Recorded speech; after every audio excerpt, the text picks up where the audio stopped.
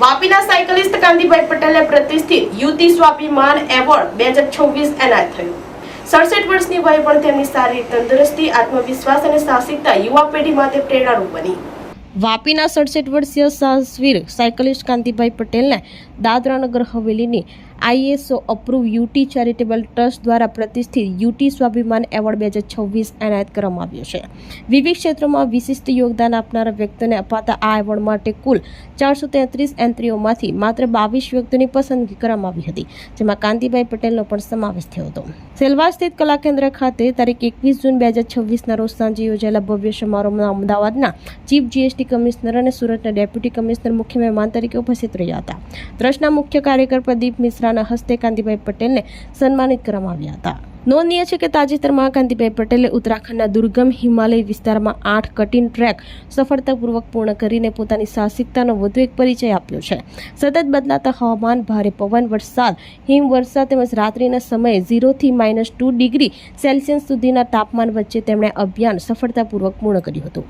રાષ્ટ્રીય કક્ષાના સાયકલિસ્ટ, પર્વતારોહક અને દોડવીર તરીકે જાણીતા કાંતિભાઈ પટેલ અગાઉ નર્મદા પરિક્રમા પણ પૂર્ણ કરી ચૂક્યા છે। તેમની વિવિધ સિદ્ધિઓ બદલ તેમને ઇન્ડિયા બુક ઓફ રેકોર્ડ્સ તેમજ વર્લ્ડ રેકોર્ડ બુકમાં સ્થાન પ્રાપ્ત થયું છે। ઉત્તરાખંડના જોખમી ટ્રેક પૂર્ણ કરીને તેમણે પોતાની સિદ્ધિઓમાં વધુ એક ગૌરવપૂર્ણ પ્રકરણ ઉમેર્યું છે। કાંતિભાઈ પટેલે આશરે 14,000 ફૂટ ઊંચાઈ આવેલા નંદાદેવી બેઝ કેમ્પ ઉપરાંત બાનકાટિયા 13,500 ફૂટ, મિલાન ગ્લેશિયર 13,000 ફૂટ, બરફુ, ગાંગર, લાપસા અને કુમારી માતા સહિત કુલ 8 કઠિન ટ્રેક સફળતાપૂર્વક પૂર્ણ કર્યા હતા। 67 વર્ષની વયે પણ તેમની શારીરિક તંદુરસ્તી, આત્મવિશ્વાસ અને સાહસિકતા યુવા પેઢી માટે પ્રેરણારૂપ બની છે। તેમની આ સિદ્ધિ વાપી સહિત સમગ્ર દક્ષિણ ગુજરાત અને સંઘ પ્રદેશ દાદરા નગર હવેલી દમણ દીવ માટે ગૌરવની બાબત બની છે। આ સિદ્ધિને સન્માનિત કરવા તેમને યુટી સ્વાભિમાન એવોર્ડથી નવાજવામાં આવ્યા હતા।